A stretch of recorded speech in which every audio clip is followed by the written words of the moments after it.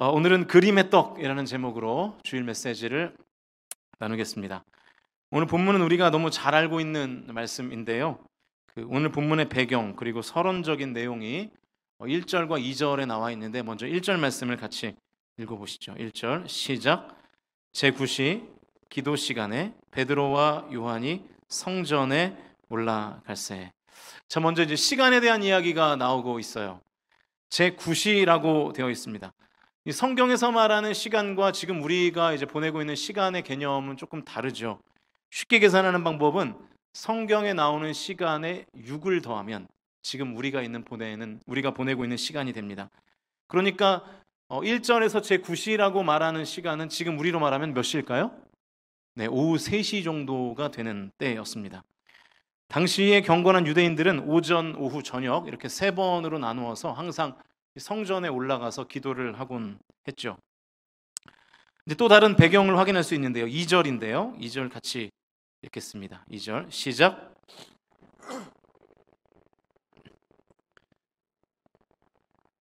구걸하기 위하여 날마다 미문이라는 성전문에 두는 자라. 계속해서 2절 뒷부분을 보시면 구걸하기 위하여 날마다 미문이라는 성전문에 두는 자다. 이 미문이라는 장소가 나오는데요. 미문은 말 그대로 아름다운 문이라는 뜻입니다. 유대 역사가 요세푸스에 의하면 이 미문은 가장 비싼 당시에 이 고린도산의 청동으로 화려하게 꾸민 문이었다고 하죠. 그 화려한 문 앞에 서 있는 사람은 어떤 사람이었냐면 2절 앞부분에 보니까요.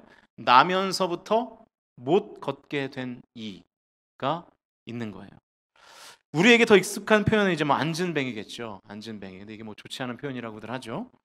이 사람은 태어날 때부터 걷지 못하는 약간 장애를 가진 분이었습니다. 사도행전 4장 22절에 의하면 이 사람의 나이는 40살이 넘었어요. 40살이 넘은 이 사람은 많은 행인들이 지나다니는 이 성전의 미문, 그 아름답고 화려한 그 문 옆에서 지금 초라하게 앉아 있는 거예요.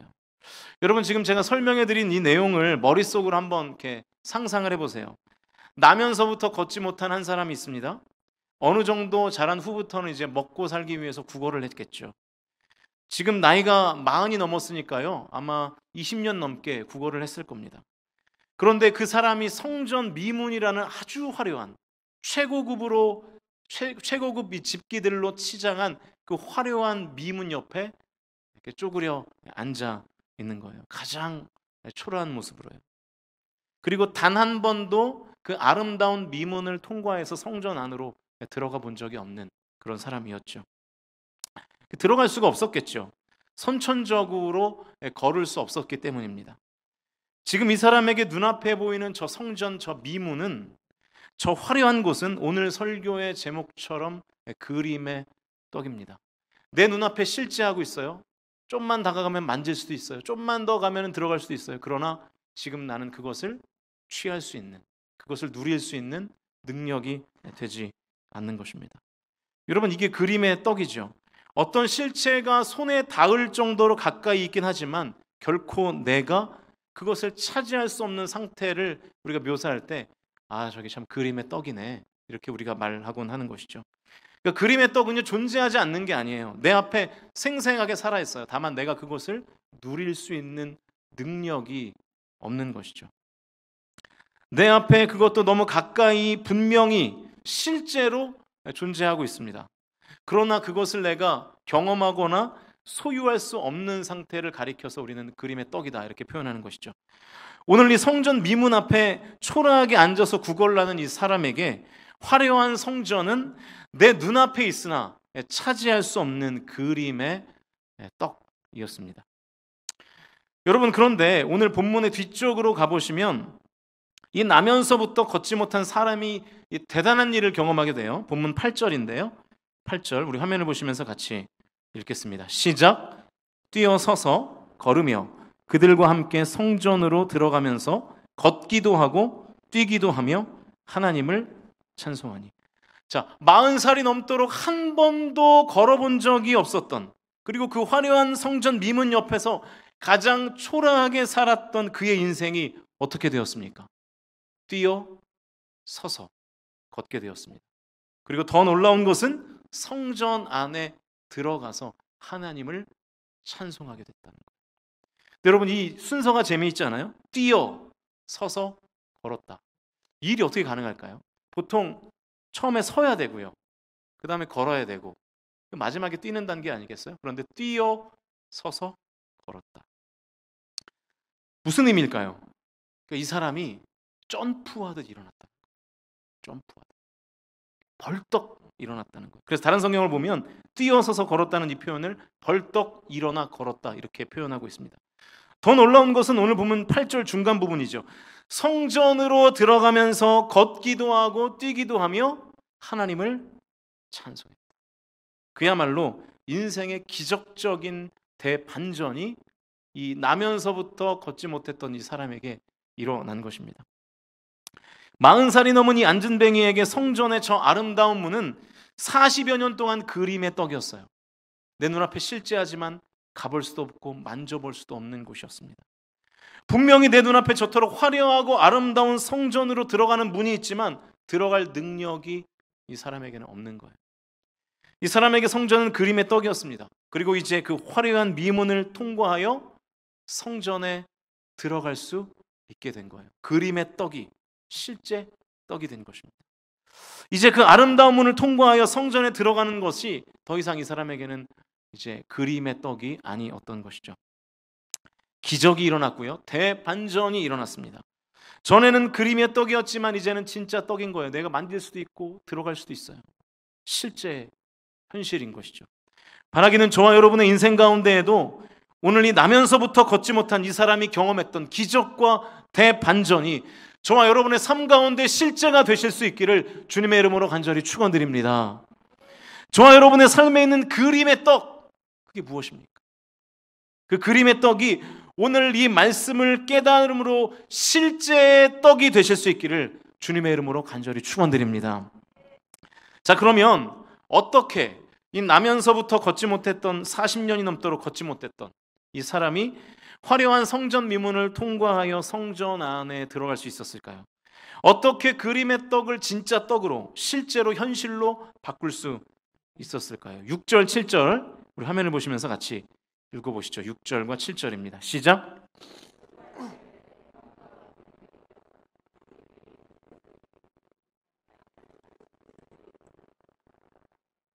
오른손을 잡아 일으키니 발과 발목이 곧 힘을 얻고. 이 안진뱅이가 성전에 들어감으로 그림의 떡이 현실이 될 수 있었던 이유는 당연하게도 그의 질병이 치료되었기 때문입니다. 다리의 기능이 회복이 된 거예요. 자, 방금 읽은 말씀은 그가 어떻게 치료될 수 있었는가를 우리에게 가르쳐주고 있는데 40년이 넘는 그 시간 동안 그 누구도 치료할 수 없었던 그 묵은 병이 어떻게 치료됐나요? 6절과 7절에 나오죠. 베드로가 믿음으로 선포합니다. 나사렛 예수 그리스도의 이름으로 명하노니 일어나 걸으라. 말하면서 오른손을 잡아 일으켰더니 발과 발목에 힘이 들어가기 시작하는 거예요. 할렐루야. 여러분, 사도행전을 누가 기록했죠? 누가요? 그 누가는 누가죠. 누가가 기록했는데 누가의 직업은 전직 의사였어요. 그래서 사도행전을 기록했던 누가는 7절을 아주 의사답게 자세히 기록하고 있습니다. 어디에 힘을 얻었다고요? 발과 발목에 힘을 얻었다. 아주 구체적이죠. 사실 원문에서는 더 자세하게 기록되어 있어요. 원문에는 발바닥과 복숭아 뼈로 되어 있습니다. 발바닥과 복숭아 뼈에 힘이 들어가기 시작하면서 이 40년이 넘도록 걷지 못했던 이 사람이 드디어 걷게 된 것입니다. 그러니까 나면서부터 걷지 못했던 이 사람은 몸 전체가 망가진 사람이 아니었습니다. 머리 끝부터 발 직전까지, 허벅지까지는 다 정상이었어요. 이 사람은 단지 발과 발목, 더 정확하게 얘기하면 발바닥과 복숭아 뼈에만 문제가 있었던 것이죠. 정확히 그것이 어떤 병인지는 잘 모르겠지만 그는 발바닥과 복숭아 뼈에 힘이 들어가지 않아서 40년이 넘도록 걷지 못했던 것이었습니다. 원인은 발바닥과 복숭아 뼈였던 것이죠. 발과 발목이었습니다.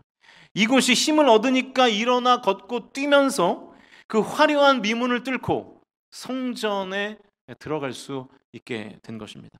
그림의 떡이 실제의 떡이 된 거예요.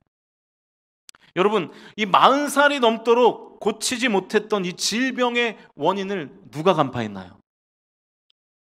누가 간파했죠?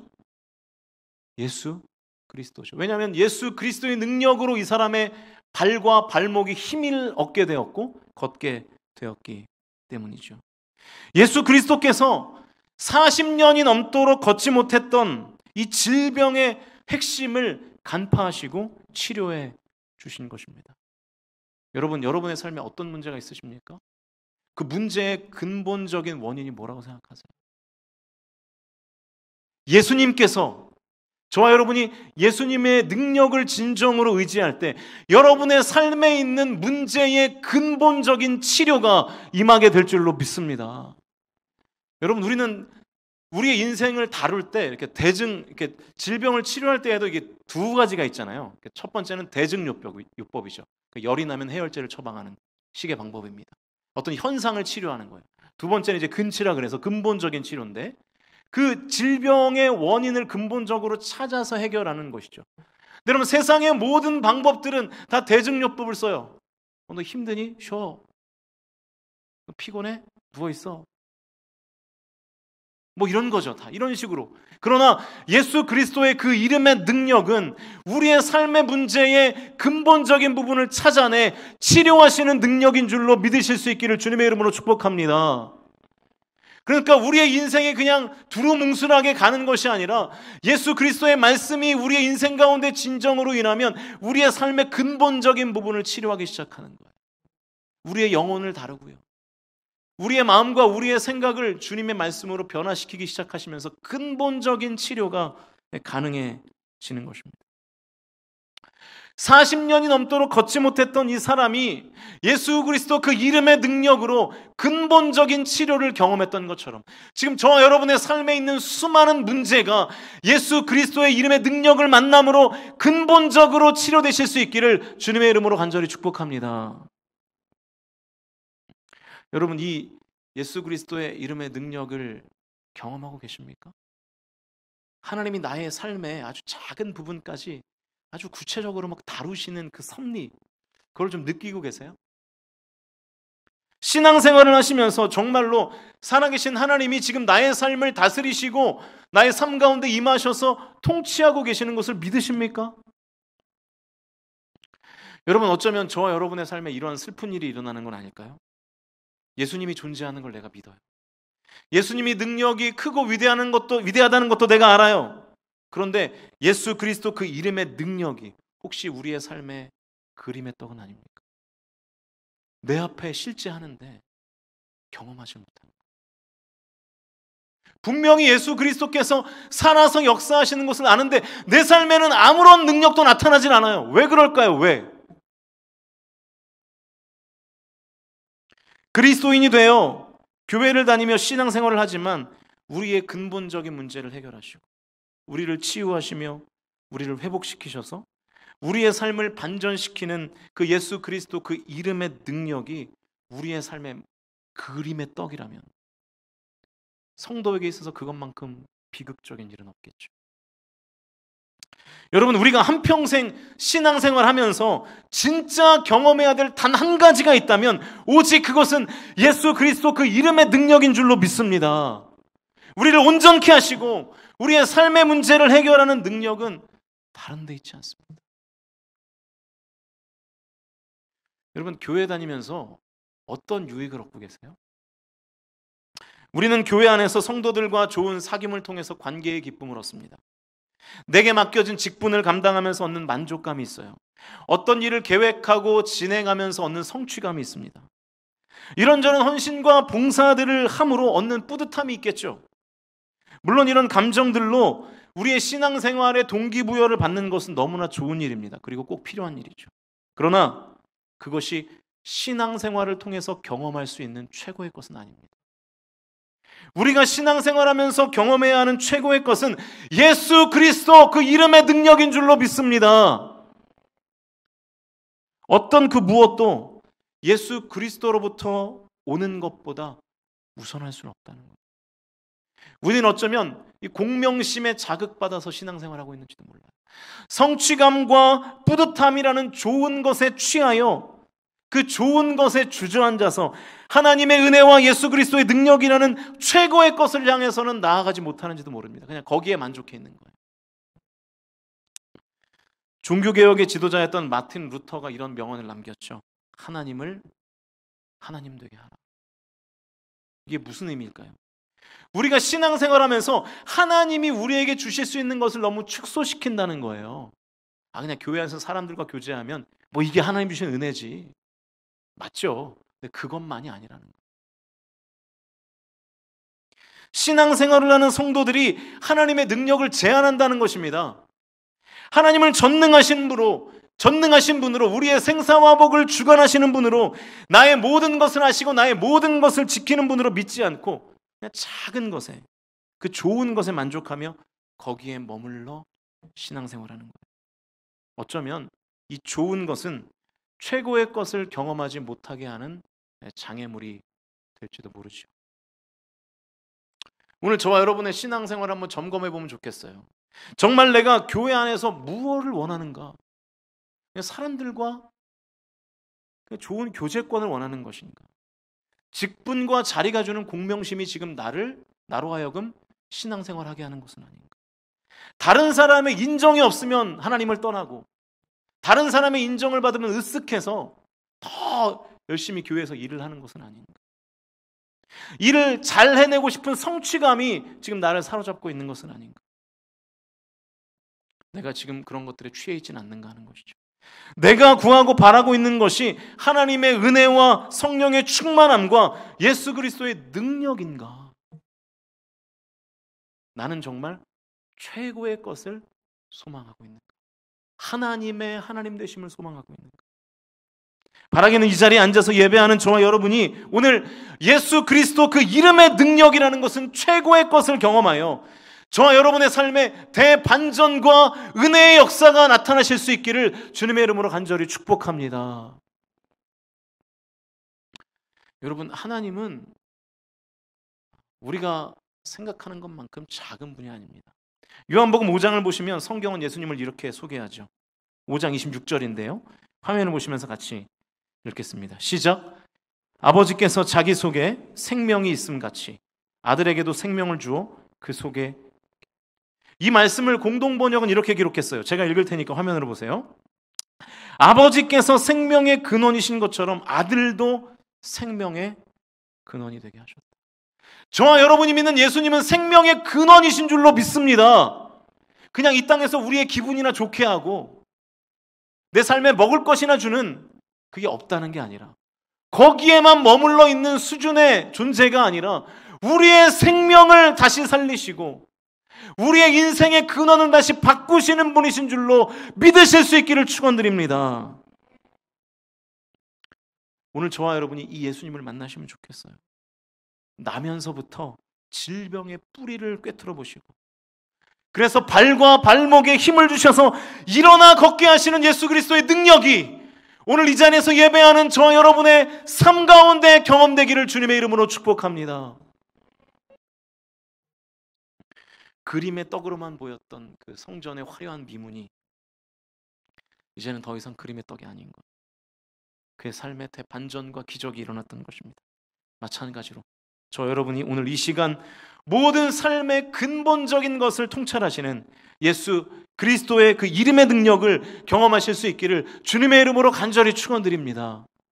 여러분, 인생을 살아갈 때 모르겠는 일이 참 많지 않아요? 안 그러십니까? 왜냐하면 우리는 다 인생을 처음 살잖아요. 우리는 처음 어떤 문제를 만나고요. 처음 아빠가 되고 처음 엄마가 되고.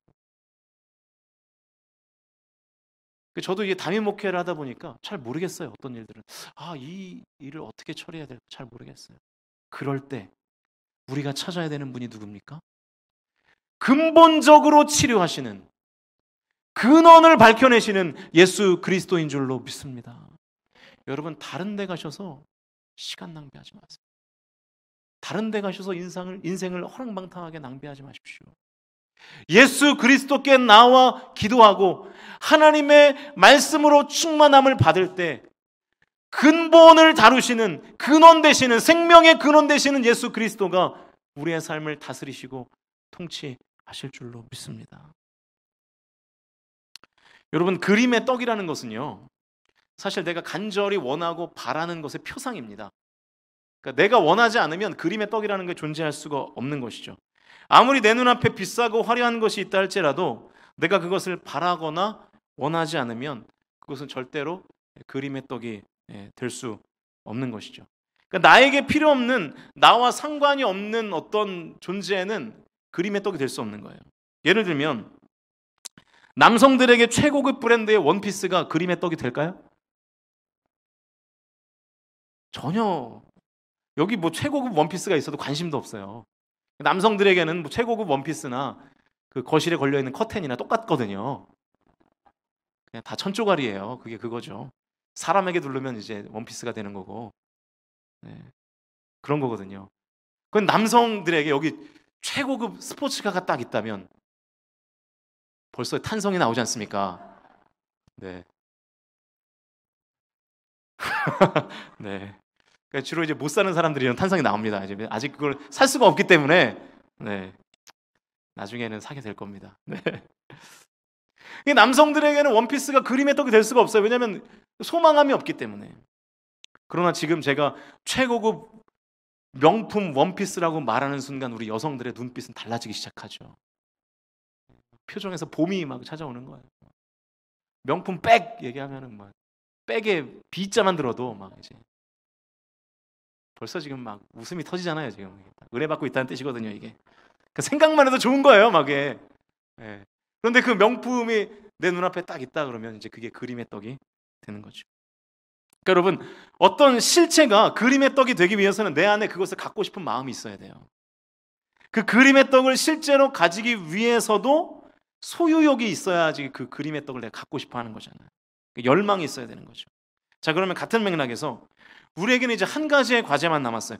어떻게 하면 우리가 공명심이나 성취감이나 사람들의 인정과 같은 좋은 것에만 주저앉지 않고 예수 그리스도의 능력, 이 최고의 것을 경험할 수 있을 것인가? 역시 오늘 본문에 그 답이 있는데요. 3절에서 5절까지의 말씀을 같이 읽겠습니다. 3절에서 5절 시작. 베드로가 요한과 더불어 주목하여 이르되 우리를 보라 하니 그가 그들에게서 무엇을 얻을까 하여 바라보거늘. 자, 지금 읽은 이 3절에서 5절까지의 말씀을 보시면 공통되게 들어가는 동사가 하나 있어요. 혹시 찾으셨습니까? 그게 뭘까요? 나온 것 같아요. 보다라는 단어예요. 보다. 보다라는 동사에 주목하면서 보면 이 3절에서 5절 말씀이 굉장히 재밌습니다. 자, 들어보세요. 3절, 베드로와 요한이 성전에 들어가려 함을 보고 그랬죠. 이 3절에서는 나면서부터 걷지 못했던 사람이 지금 베드로와 요한을 쳐다보고 있는 상황입니다. 4절, 베드로와 요한이 주목하여, 이것은 베드로와 요한이 나면서부터 걷지 못한 그 사람을 지금 뚫어지게 쳐다보고 있는 상황이죠. 그리고 뚫어지게 쳐다보면서 이렇게 말합니다. 우리를 보라, 이렇게 말해요. 자, 지금부터는 정신 차리고 잘 들어보십시오. 아주 중요한 부분인데 성경에 아주 재미있는 표현이기도 하고요. 이미 3절에서 이 사람은 베드로와 요한을 보고 있었어요. 그런데 앉아서 구걸하는 이 사람을 베드로와 요한이 주목하면서 우리를 보라고 촉구하는 거예요. 보고 있는데, 이미 보고 있는데 보라고 지금 다그치고 있는 거예요. 다그치니까 이 6절에서 이 사람은 다시 베드로와 요한을 바라봅니다. 무엇을 얻을까 하여 바라보거늘 그랬죠. 이 보다라는 동사를 중심으로 성경을 자세히 보면 좋은 것을 넘어서서 예수 그리스도의 그 이름의 능력이라는 최고의 것을 얻는, 경험하는 방법을 우리가 찾을 수 있습니다. 자, 이 3절에서 나오는 보다라는 단어의 헬라어가 에이도라는 단어예요. 에이도. 에이도는 단지 보이기 때문에 보는 상태를 말하는 겁니다. 그러니까 내 눈에 보여서 지금 보는 거, 저절로 보게 되는 것을 에이도라고 말하죠. 단지 내 시야에 들어왔기 때문에 의미 없이 보는 상태를 말하는 거예요. 그러나 베드로는 그 자리에 멈추어 서서 그 안진뱅이를 주목하여 보죠. 이 사람은 힘얼건 눈으로 아무 의미 없이 베드로를 봤지만 베드로는 그를 주목하여 봤습니다. 그리고 다그치듯 얘기하죠. 우리를 보라. 4절에서 이 보다, 우리를 보라 할 때 그 보다는 헬라어로 블레포라는 단어예요. 블레포. 주목하다라는 뜻을 가지고 있습니다. 그 무슨 말이냐면 지금 베드로와 요한이 나면서부터 걷지 못한 이 사람에게 초점 없는 희멀건 눈으로 보지 말고 건성건성 보지 말고 주목해라. 집중해라. 그 얘기를 하고 있는 거예요. 베드로의 이 말을 듣고 이 사람의 눈빛이 바뀌는데요. 여전히 베드로와 요한에게 동전 한 입을 얻으려고 했던 것은 맞지만 적어도 그의 초점과 눈빛이 달라지죠. 5절에서 말하는 바라보거늘 이라는 표현을 보시면 여기서도 보다라는 단어가 있는데 에페코라는 헬라어가 쓰였습니다. 그러니까 3절에 보다, 4절에 보다, 5절에 보다가 다 히브리어가 다 헬라어가 다 달라요. 이 단어는 온 시선을 집중하기 위해서 굳게 붙잡다라는 뜻이에요. 그러니까 그냥 바라보는 게 아니라 무언가를 얻기 위해서 쳐다보는 상태를 말하는 것입니다. 자, 보십시오. 지금 이 나면서부터 걷지 못했던 사람의 시선이 바뀌고 있어요. 처음에는 그냥 보여서 봤어요. 베드로와 요한을. 그런데 우리를 보라 이렇게 촉구를 하니까 조금 더 뚫어지게 봤습니다. 근데 계속해서 더 보라 그러니까 나중에는 어떻게 된 거예요? 이 사람에게 무언가를 얻기 위하여 아주 뚫어지게 쳐다보고 있는 상태로 지금 이 나면서부터 걷지 못한 이 사람의 시선이 집중력이 바뀌고 있는 것입니다. 그러니까 여러분 이게 무슨 뜻일까요? 지금 베드로가 뚫어지게 그 나면서부터 걷지 못한 그 사람을 쳐다보고 있고 이 나면서부터 걷지 못한 이 사람도 베드로를 지금 뚫어지게 쳐다보고 있는 상태인 것입니다. 이 상태에서 베드로가 6절의 말씀을 선포해요. 6절 같이 읽겠습니다. 시작. 베드로가 이르되 은과 금은 내게 없거니와 내게 있는 이것을 내게 주노니 나사렛 예수 그리스도의 이름으로 일어나 걸으라. 자, 다시 한번 보세요. 베드로의 시선과 이 나면서부터 걷지 못했던 사람의 시선이 지금 맞닿아 있습니다. 그 중간에는 아무것도 없어요. 그 시선이 맞닿아 있는 상태에서 베드로가 이 나면서부터 걷지 못했던 사람에게 뭐라고 말합니까? 은과 금은 내게 없거니와 내게 갖고 있는 것을 너에게 주노니 나사렛 예수 그리스도의 이름으로 일어나 걸으라 말하고 오른손을 잡아 그를 끌어 당겼을 때에 발과 발목에 힘을 얻고 40년이 넘도록 일어나지 못했던 이 사람이 드디어 일어나 걷게 되었습니다. 가장 먼저 일어난 일은 베드로와 이 사람의 시선이 부딪힌 사건이에요. 그 뒤에 하나님의 말씀이 선포됐고 그 뒤에 베드로가 오른손을 잡고 일으킨 것입니다. 여러분 잘 들어보세요. 베드로의 시선과 40년 동안 걷지 못했던 이 사람의 시선이 부딪히고 있습니다. 그리고 그 중간에는 말씀밖에 없어요. 그러면 베드로의 시선과 이 사람의 시선이 마주치는 이 시선의 충돌은 사실은 누구와 누구의 시선의 충돌입니까? 그렇죠. 예수 그리스도와 이 나면서부터 걷지 못했던 사람의 시선이 지금 맞닿아 있는 것입니다. 그러니까 여러분 이 사람의 시선의 변화가 생긴 거예요. 처음에는 흐리멍텅하게 봤어요. 그러다 조금 더 주목했어요. 나중에는 전심전력으로 주목하여 베드로를 바라본 거예요. 사실은 베드로를 바라본 것이 아니라 예수 그리스도를 바라보게 된 것이죠. 이게 뭘 뜻할까요? 이 뒤에 말씀이 선포됐고 오른손을 잡아 일으켰고 기적이 일어나게 되었습니다. 이게 무슨 뜻일까요? 우리에게 무슨 메시지를 주는 걸까요? 은혜에 대한 사모함, 영적인 갈급함이 있어야 된다는 거예요. 내가 그림의 떡과 같은 그것을 갖고 싶은 열망이 있어야 실제로 그것을 갖는 것처럼 예수 그리스도 그 이름의 능력에 대한 사모함, 그 갈망, 그 시선, 그것이 있을 때 생명의 역사가 여러분의 삶 가운데 나타나게 될 줄로 믿습니다. 여러분 신앙생활 하시면서 또 교회에서 우리가 가장 많이 시간을 쏟고 마음을 쏟고 있는 것은 무엇입니까? 예수님을 바라보는 일인가요? 혹시 사람을 보는 일에 더 많은 시간을 쏟고 있지 않습니까?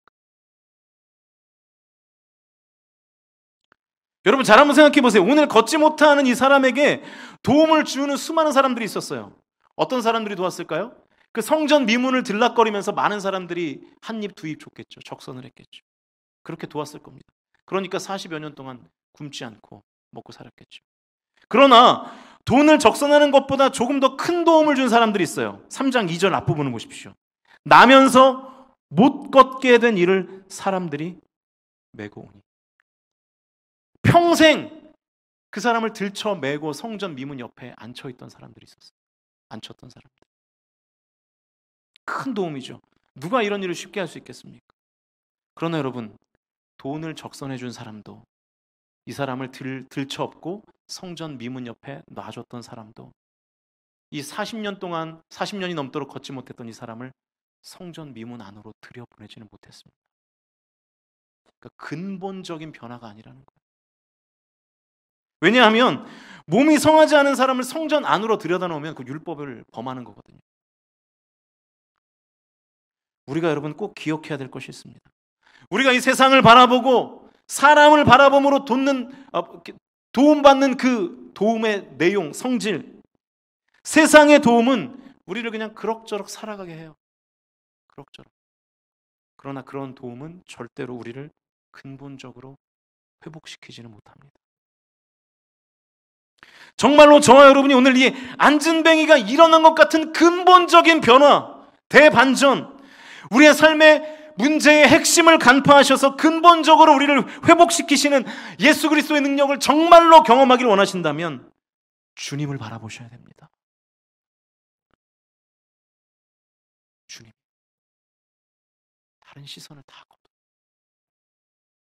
다른 길은 없어요. 오직 주를 갈망할 때 주님의 역사가 여러분의 삶 가운데 나타나게 될 줄로 믿습니다. 그래서 히브리서 11장 22절은 우리에게 이렇게 말씀하죠. 나의 영혼에게 명령하는 마음으로 다 같이 큰 목소리로 함께 읽겠습니다. 시작. 믿음의 주요 또 온전케 하시는 이인 예수를 바라보자. 할렐루야. 누구를 바라보라고요? 예수. 오직 예수. 예수님은 우리를 적당히 살게 하시지 않습니다.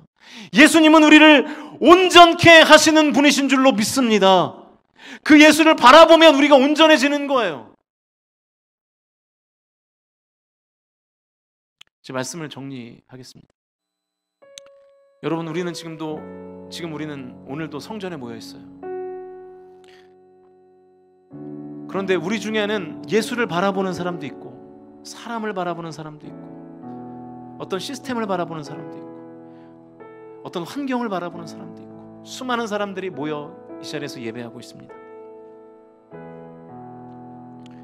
그런데 그렇게 우리의 시선이 분산되면 우리의 인생이 마치 하나님의 능력을 그림의 떡처럼, 내 눈앞에 실존하지만 다가갈 수 없는 그림의 떡처럼, 그렇게 우리가 한평생을 신앙생활할 수도 있다는 것입니다.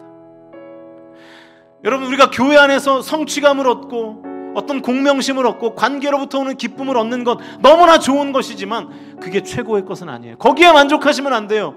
예수 그리스도를 온전히 바라봄으로 저와 여러분이 그 이름의 능력을 경험하는 자리까지 나아가실 수 있기를 주님의 이름으로 간절히 축원드립니다. 거기까지 가셔야 되는 거예요. 여러분, 모든 시선을 오늘 주님께 집중하실 수 있기를 축복합니다. 삶에 문제가 있으십니까? 문제에 집중하지 말고 문제에 넘어와 계시는 예수님을 바라보십시오. 그럴 때 회복이 있는 거예요. 문제에만 집중하면 문제에 내가 함몰돼요. 사랑하는 성도 여러분, 하나님은 살아계시는 줄로 믿습니다. 하나님은 전능하신 분이신 줄로 믿습니다. 모든 질병 고치실 줄로 믿습니다. 그러므로 그 예수님을 바라보고 갈망함으로 그리스도의 능력이 저와 여러분의 삶 가운데 그림의 떡이 아니라 현실이 되고 예수 그리스도 그 이름의 능력이 저와 여러분의 삶에 실제가 되는 은혜의 역사가 오늘 예배하는 여러분의 삶 가운데 나타나실 수 있기를 주님의 이름으로 간절히 축원드립니다.